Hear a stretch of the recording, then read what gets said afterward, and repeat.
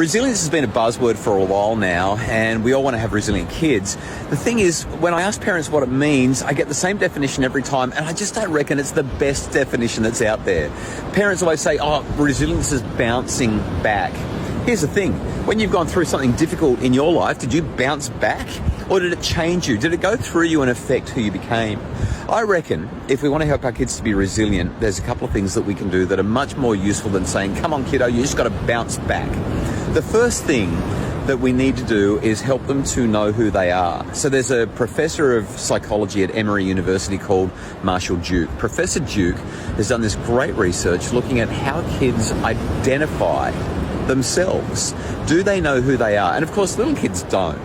But when they know whose they are, when they know that they come from our family, and we're a family who's funny or athletic, or we do this or we do that, we try, we do hard things, when we're that family and we've got that story to tell, or maybe we've got a racial or a cultural or a religious story to tell, they internalize that and that becomes who they are, and it makes them more resilient. The second thing that builds resilience is quality of connection.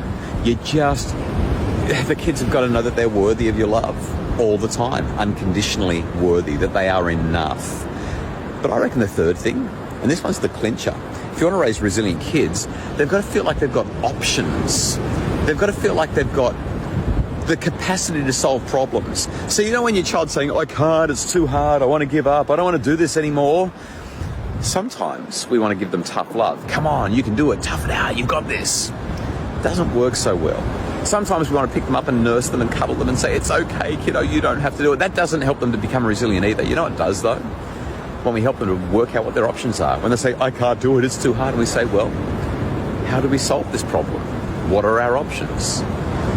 Optionality, the ability to see a pathway, to develop that pathway and to follow that pathway, that's the core of what it is to be resilient.